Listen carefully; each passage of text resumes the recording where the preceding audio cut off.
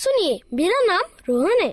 क्या आप मुझे बता सकती हैं कि आप कंप्यूटर से कौन कौन सी सेवाएं प्रदान करती हैं?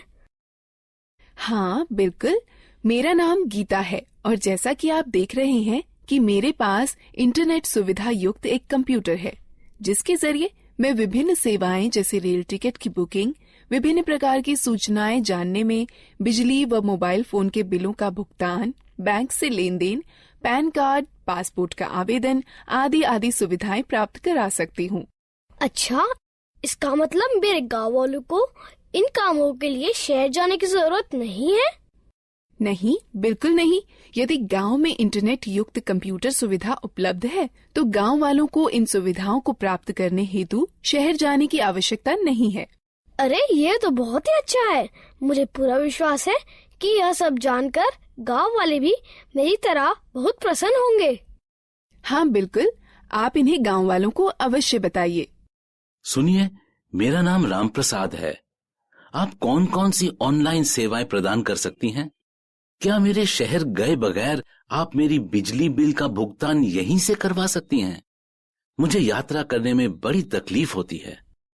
हाँ बिल्कुल, आप इतनी दूर गए बगैर अपना बिजली का बिल भुगतान यहीं से कर सकते हैं। ऐसा है तो ये मेरे लिए बहुत ही सुविधाजनक होगा।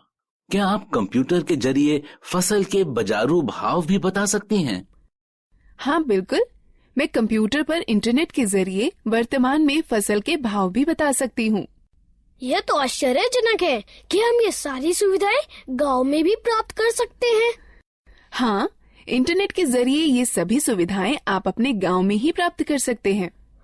मैंने सुना है कि आजकल इंटरनेट की सुविधा मोबाइल फोन पर भी उपलब्ध है। क्या ये सत्य है? हाँ रोहन, न केवल मोबाइल फोन बल्कि आजकल लोग स्मार्टफोन अथवा टैबलेट पर भी इंटरनेट कनेक्शन का उपयोग बहुत सारे कामों के लिए करते हैं। यह सब सुनने में बहुत रुचिकर लगता है।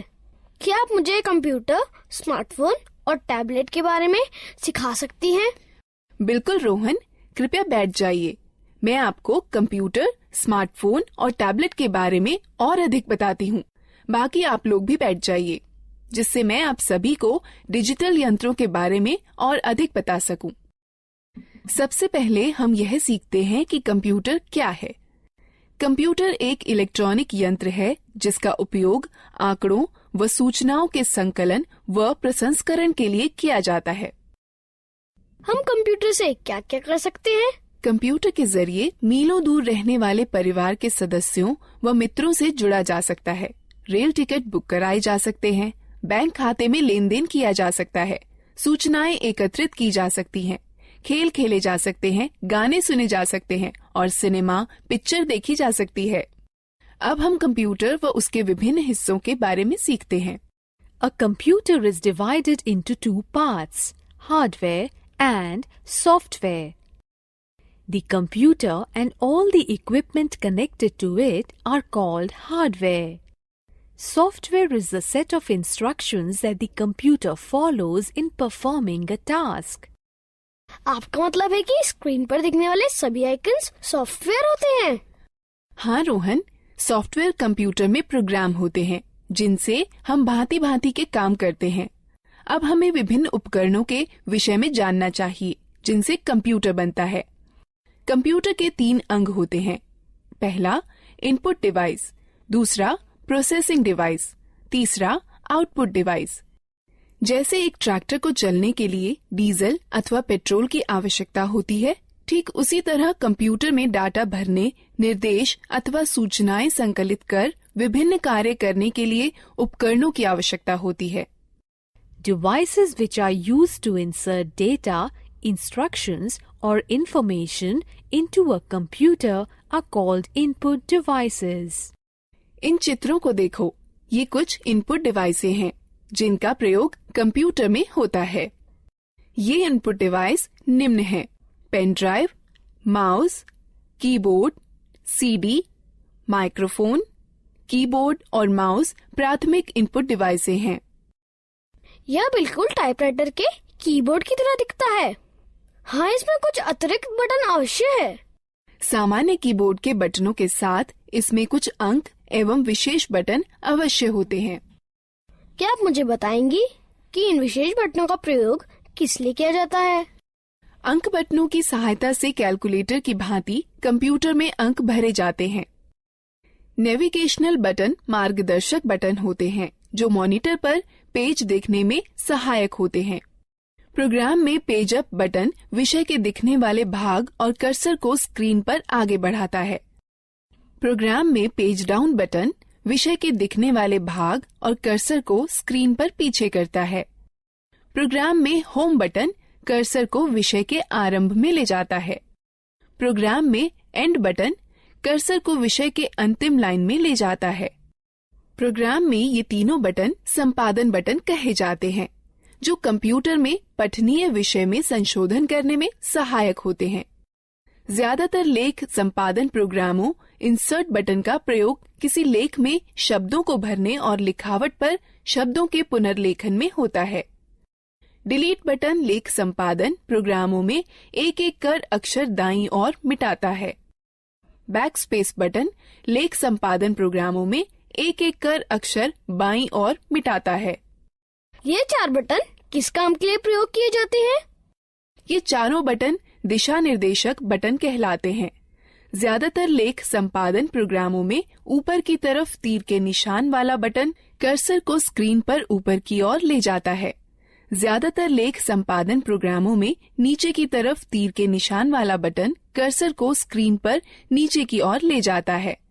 ज्यादातर लेख संपादन प्रोग्रामों में बाईं की तरफ तीर के निशान वाला बटन कर्सर को स्क्रीन पर बाईं की ओर ले जाता है। ज्यादातर लेख संपादन प्रोग्रामों में दाईं की तरफ तीर के निशान वाला बटन कर्सर को स्क्रीन पर दाईं की ओर ले जाता है।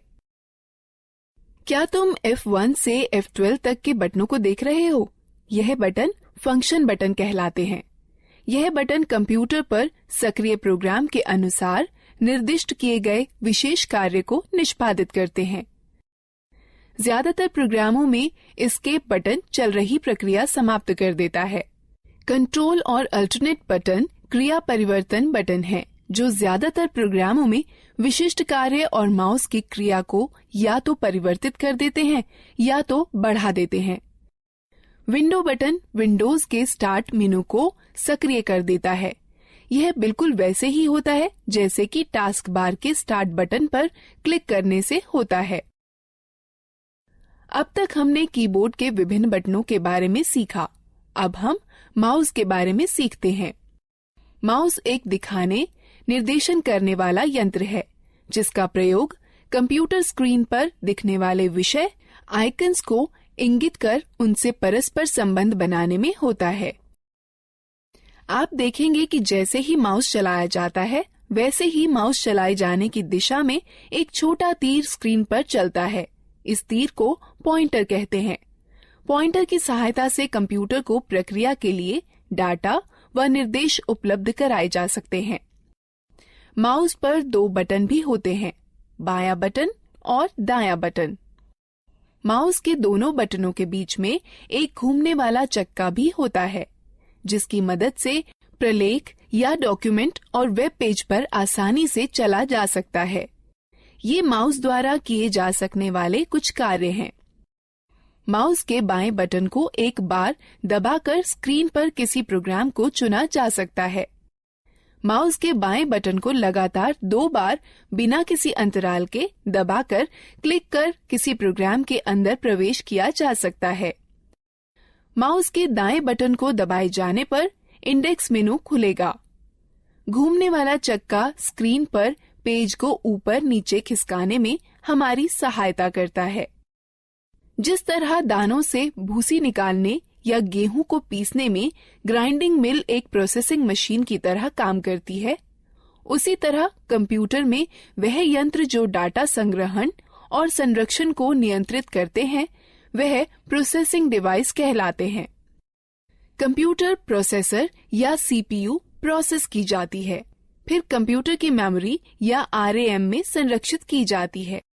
जिस तरह दानों से भूसी निकालने या गेहूं को पीसने में ग्राइंडिंग मिल एक प्रोसेसिंग मशीन की तरह काम करती है, जिस तरह अनाज और भूसे को अलग अलग करने वाला थ्रेशर एक आउटपुट मशीन है, उसी तरह कंप्यूटर के साथ परिणाम को दिखाने के लिए जो यंत्र प्रयोग में लाए जाते हैं उन्हें आउटपुट यंत्र कहते हैं। मॉनिटर एक बहुत ही सामान्य आउटपुट यंत्र है। मॉनिटर स्क्रीन है जिसका प्रयोग आउटपुट जैसे शब्दों, अंकों व चित्रों को देखने में होता है। मॉनिटर दो तरह के होते हैं, कैथोड रे ट्यूब और flat panel display. Printer computer से प्रसंस्कृत डाटा लेता है जिसे सॉफ्ट कॉपी कहते हैं और उसे छापकर निकालता है जिसे हार्ड कॉपी कहते हैं। कंप्यूटर पर दिखने वाले किसी चित्र या लेख को सॉफ्ट कॉपी कहते हैं तथा उसी के छपे हुए को हार्ड कॉपी कहते हैं। प्रिंटर तीन तरह के होते हैं, इंकजेट प्रिंटर, लेजर प्रिंटर और डॉट मैट्रिक्स प्रिंटर। स्पीकर एक आउटपुट यंत्र जिसके द्वारा हम आवाज सुनते हैं। स्पीकर के बिना हम गाने अथवा आवाज विषयों आदि को सुन नहीं सकते। हेडफोन कंप्यूटर से आवाज आउटपुट देता है। ये स्पीकर की तरह होते हैं किंतु इन्हें कानों पर पहना जाता है, इसलिए एक समय में केवल एक ही व्यक्ति आउटपुट सुन सकता है। प्रोजेक्टर एक आउटपुट यंत्र है जिससे किसी लेख या चित्र को समतल स्क्रीन पर दिखाया जाता है। अधिकतर प्रोजेक्टर का प्रयोग सम्मेलनों में या प्रस्तुतिकरण में होता है जिसके द्वारा प्रदर्शित होने वाले कई लोग एक साथ देख सकते हैं। अब तक हमने कई तरह की इनपुट प्रोसेसिंग व आउटपुट डिवाइसों के बारे में जाना है। अब हम लोग मजेदार गतिविधि में भाग। प्रत्येक प्रश्न के लिए सही विकल्प चुनें। सही है, अच्छा प्रयास।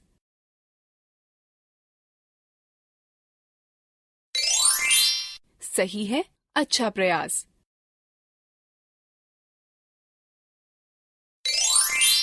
सही है, अच्छा प्रयास। सही है, अच्छा प्रयास। दीदी, कंप्यूटर सारा डाटा कहाँ संचित करता है? जिस तरह तुम्हारा दिमाग बहुत सी आवश्यक चीजों को याद रखने में तुम्हारी मदद करता है, उसी तरह कंप्यूटर डाटा संचित करता है जिसे कंप्यूटर मेमोरी कहते हैं। कंप्यूटर की मेमोरी दो तरह की होती है, प्राथमिक अथवा मुख्य मेमोरी और द्वितीयक मेमोरी। मुख्य प्राथमिक मेमोरी बहुत तेज है, इसे रैम कहते हैं। इसका अर्थ रैंडम एक्सेस मेमोरी अथवा रैम होता है। कंप्यूटर की गति रैम पर निर्भर करती है। डाटा और निर्देश मुख्य मेमोरी में संचित रहते हैं, जहां से ये प्रोसेस कर रिजल्ट प्राप्त करने के लिए सीपीयू में पुनः प्राप्त किए जा सकते हैं। रैम वह मेमोरी होती है जहां सारे प्रोग्राम संचित किए जाते हैं। कंप्यूटर की गति रैम पर निर्भर होती है। कैश मेमोरी वह मेमोरी है जो रैम का अंग होती है और प्रोसेसर के बहुत पास होती है। इसका प्रयोग प्रोसेसिंग गति को सुधारने में किया जाता है। प्राथमिक मेमोरी सीमित होती है, इसलिए असीमित डाटा को सुरक्षित करने के लिए द्वितीयक मेमोरी का प्रयोग करते हैं। चूंकि कंप्यूटर द्वितीयक मेमोरी पर सुरक्षित डाटा को सीधे प्रोसेस नहीं कर सकता, अतः प्रोसेस करने के लिए पहले रैम पर उसकी नकल तैयार की जाती है। ये कुछ डिवाइस हैं जो द्वितीयक मेमोरी की तरह कार्य करती हैं: पेन ड्राइव, हार्ड डिस्क और डीवीडी। तो एक कंप्यूटर डाटा को अपनी मेमोरी में कैसे सुरक्षित करता है? कंप्यूटर सभी सूचनाएं केवल दो अंकों 0 और 1 में संचित करता है। एक अकेली बाइनरी डिजिट अर्थात 1 अथवा 10 को बिट कहते हैं। 8 बिट्स के ग्रुप को एक बाइट कहते हैं। इस सारणी को देखो, इसमें बिट्स और बाइट्स के बीच के संबंध को दिखाता है। निर्देश जो कार्य पूरा करने और हार्डवेयर को नियंत्रित करने के लिए प्रयोग किए जाते हैं, सॉफ्टवेयर कहलाते हैं। सॉफ्टवेयर प्रोग्राम्स निर्देशों का योजनाबद्ध क्रमवार समूह है जो कंप्यूटर को निर्देशित करते हैं कि क्या करना है और कैसे करना है। सॉफ्टवेयर दो प्रकार के होते हैं, एप्लीकेशन सॉफ्टवेयर और सिस्टम सॉफ्टवेयर। एप्लीकेशन सॉफ्टवेयर वो प्रोग्राम होते हैं जो उपयोगकर्ता को कंप्यूटर में विशिष्ट कार्य को पूरा करने में मदद करते हैं। माइक्रोसॉफ्ट वर्ड और open office draw application software के उदाहरण हैं, जो प्रोग्राम कंप्यूटर हार्डवेयर से सीधे जुड़े होते हैं। सिस्टम सॉफ्टवेयर कहलाते हैं। कंप्यूटर चलाने के लिए आपको एक ऑपरेटिंग सिस्टम की आवश्यकता होती है, जो एक सिस्टम सॉफ्टवेयर है। हमारे आगे बढ़ने से पहले इस एक्टिविटी में भाग लेते हैं। प्रत्येक प्रश्न के लिए सही विकल्प चुनें। सही है, अच्छा प्रयास।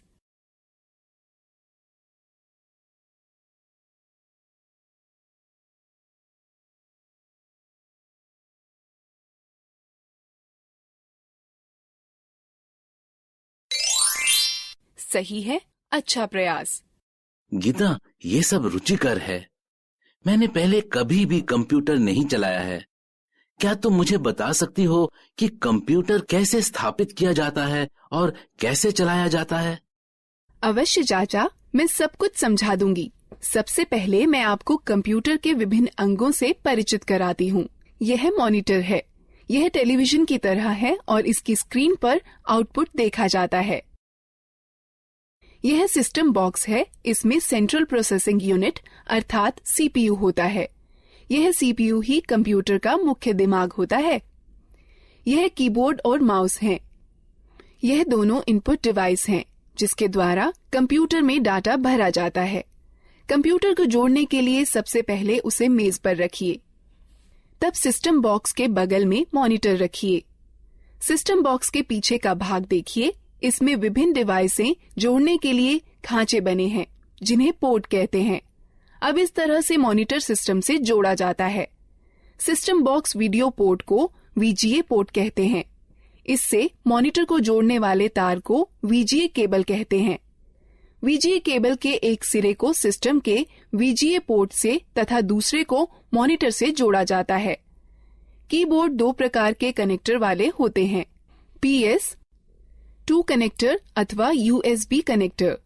कीबोर्ड को कनेक्ट करने के लिए उसके कनेक्टर को सिस्टम के उपयुक्त पोर्ट में जोड़ा जाता है। माउस 3 प्रकार के कनेक्टर वाले होते हैं, PS2 कनेक्टर, USB कनेक्टर अथवा सीरियल कनेक्टर।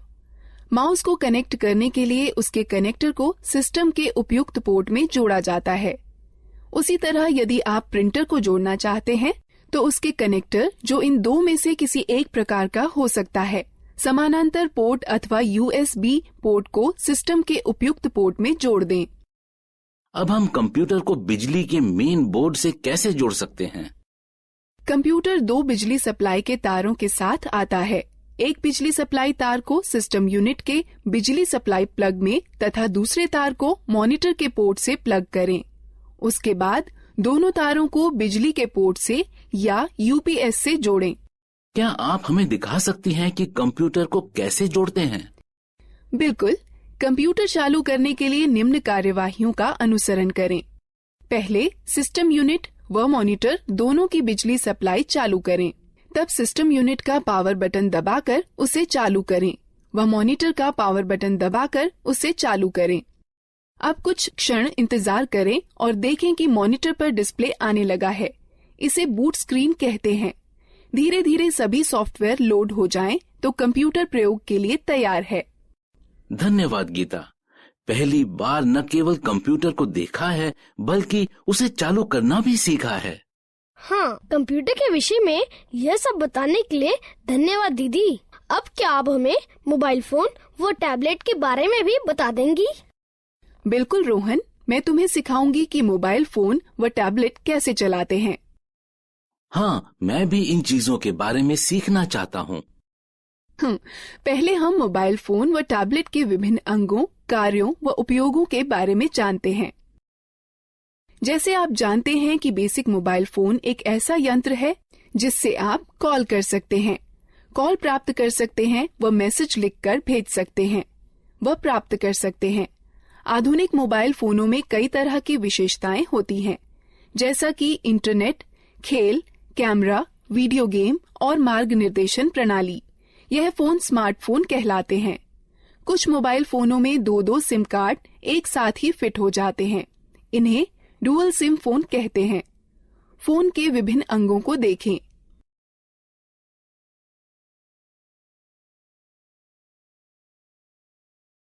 गीता, क्या तुम मुझे दिखा सकती हो कि फोन में सिम व बैटरी कैसे डालते हैं? बिल्कुल, बस निम्न प्रक्रियाओं का अनुसरण करें। पहला, फोन को स्विच ऑफ कर दें और पीछे का कवर निकाल दें। उसके बाद फोन की बैटरी निकाल दें। तब सिम खांचे में सिम डाल दें। अंत में बैटरी व कवर पुनः लगा दें और फोन को चालू करें। धन्यवाद गीता, मुझे फोन की बैटरी चार्ज करने में भी समस्या होती है। चिंता न करें, बस निम्न प्रक्रियाओं का अनुसरण करें। पहला, चार्जर को दीवार पर बिजली के बोर्ड में लगाएं। तब चार्जर को फोन में लगाएं। कुछ समय बाद जब मोबाइल बैटरी फुल दिखाए तो पहले चार्जर को फोन से निकालें, फिर दीवार से निकालें। मैं आपको सिखाती हूँ कि फोन के बटनों को लॉक व अनलॉक कैसे किया जाता है। हमें बटनों को लॉक क्यों करना चाहिए? चाचा, जब आप लंबे समय तक फोन का प्रयोग न कर रहे हों तो उसे लॉक करके रखना अच्छा होता है। इसकी यह प्रक्रिया है। फोन लॉक करने के सिलेक्ट मेन्यू पर जाइए और स्टार बटन दबाइए। अब ये लॉक कैसे खुलेगा? इसे खोलने के लिए फोन का अनलॉक बटन दबाइए और तब स्टार बटन दबाइए। मेरे पास ये नया मोबाइल है और मुझे यहाँ तक नहीं पता है कि इसकी विशेषताएं कैसे देखें। आप अपने मोबाइल की विशेषताएं देखने के लिए पहले मेनू आइकन छुएं या मेनू बटन दबाएं, जिससे फोन के सारे फीचर दिखाई पड़ने लगेंगे। और पीछे जाने के लिए पीछे आइकन को छुएं या बटन को दबाएं। पुनः आरंभ में जाने के लिए होम आइकन को छुएं या बटन को दबाएं। बेसिक फोन अथवा टच स्क्रीन फोन रिंगटोन घंटी बदलने के लिए निम्न प्रक्रिया अपनाएं। बेसिक फोन के लिए पहले मेनू चुनें, फिर सेटिंग, तब टोन चुनें और फिर खिसक कर रिंगटोन पर जाएं। तब गैलरी खोलने के लिए खिसक कर गैलरी पर जाएं, जहां पर कई रिंगटोनों की सूची दिखाई देगी। अब आप अपनी इच्छा अनुसार टोन का चयन कर सकते हैं। टच स्क्रीन फोन रिंगटोन बदलने की प्रक्रिया। पहला, होम आइकन को छुएं, फिर मेनू आइकन को छुएं, फिर पर्सनलाइजेशन सेटिंग्स आइकन को छुएं, फिर सेटिंग आइकन को छुएं, फिर प्रोफाइल सेटिंग आइकन को छुएं। तब रिंगटोन या नोटिफिकेशन रिंगटोन आइकन को छुएं। तब रिंगटोन की सूची में खिसक कर अपनी इच्छानुसार रिंगटोन चुनें। तब ठीक ओके आइकन को छुएं। मैं अपने फोन में अलार्म सेट करना चाहता हूँ। क्या सुबह जल्दी अलार्म सेट करने में आप मेरी मदद कर सकती हैं? निम्न प्रक्रिया से आप स्वयं कर सकते हैं।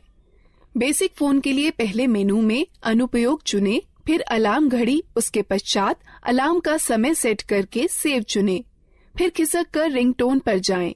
यदि आप अलार्म को दोहराना चाहते हैं तो चयन के विकल्प में जा दोहराना, फिर दिनों का चयन कर संपन्न चुनें। टच स्क्रीन फोन में निम्न प्रक्रिया अपनाएं।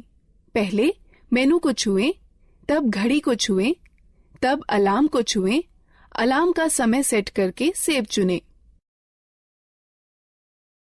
दीदी, क्या आप हमें टैबलेट के बारे में बता सकती हैं? हाँ जरूर, मैं अभी बताने ही वाली थी। टैबलेट एक कॉम्पैक्ट डिवाइस है जो एक स्मार्टफोन अथवा एक लैपटॉप अथवा कंप्यूटर की तरह है। आजकल टैबलेट अपने सुविधाजनक आकार और फीचर के सरल उपयोग के कारण बहुत लोकप्रिय हो गए हैं। इनका उपयोग हम इंटरनेट पर ब्राउजर, मेल चेक करना, डाउनलोड और किताबें पढ़ने, गेम खेलने, वीडियो देखने के अलावा संगठक के रूप में किया जा सकता है। टैबलेट विभिन्न प्रकार के होते हैं। यहाँ पर कुछ हैं। बुकलेट टैबलेट पीसी का सबसे सरलतम रूप है, जो किताब की तरह दिखता है। इस डिवाइस के दोनों तरफ डिस्प्ले होता है और इसकी कार्यप्रणाली दोनों तरफ छूने से कार्य करती है। यह हस्तलेख को पहचानने वाला सॉफ्टवेयर होता है, जो तुम्हें स्क्रीन पर वैसे ही लिखने की अनुमति देता है जैसे कि आप पेपर पर लिख सकते हैं। स्लेट सबसे साधारण और सबसे ज्यादा पाया जाने वाला टैबलेट पीसी है, जो अधिकतर मनोरंजन के लिए, फिल्म देखने के लिए, इंटरनेट चलाने के लिए, वीडियो देखने, वीडियो कॉल करने और दोस्तों के साथ चैट करने के लिए प्रयोग किया जाता है। कन्वर्टेबल टैबलेट लगभग पारंपरिक लैपटॉपों की तरह के ही होते हैं। इसमें बस एक बड़ा फर्क यह होता है कि इनसे टच स्क्रीन डिस्प्ले होता है, जिसे 180 डिग्री तक घुमाया भी जा सकता है। हाइब्रिड टैबलेट में स्लेट और कन्वर्टेबल टैबलेट दोनों की सबसे अच्छी विशेषताएं सम्मिलित होती हैं।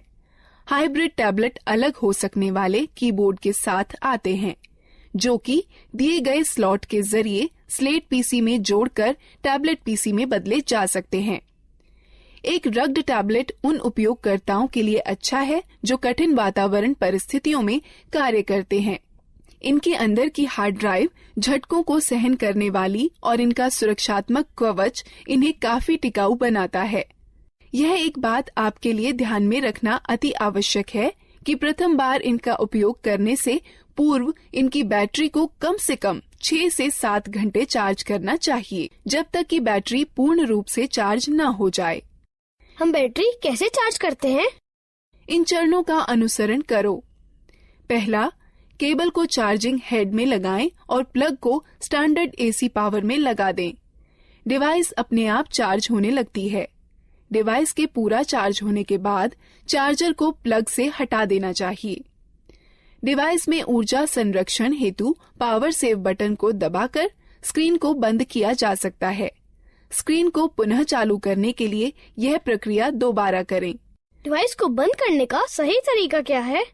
जब आपको डिवाइस बंद करनी हो तो निम्न चरणों का अनुसरण करें। पहले, पावर बटन को कुछ क्षण के लिए दबाकर रखें। तब टैबलेट को बंद करने के लिए मेनू खुलने पर दिखाई देगा। तब पावर ऑफ पर टच कर डिवाइस को बंद करें। एक टैबलेट की होम स्क्रीन एप्लीकेशन फंक्शन मेनू के लिए स्टार्टिंग पॉइंट है। आप अपनी होम स्क्रीन को एप्लीकेशन आइकन्स शॉर्टकट फोल्डर को जोड़ करके कस्टमाइज कर सकते हैं। अतिरिक्त डिस्प्ले स्क्रीन के लिए स्क्रीन को दाएं अथवा बाएं खिसकाएं। तो तुमने सीखा कि कैसे लैपटॉप, कंप्यूटर, मोबाइल फोन और टैबलेट को इस्तेमाल करते हैं। अब हम इस प्रक्रिया में भाग लेते हैं। प्रत्येक प्रश्न के लिए सही विकल्प चुनें। सही है, अच्छा प्रयास।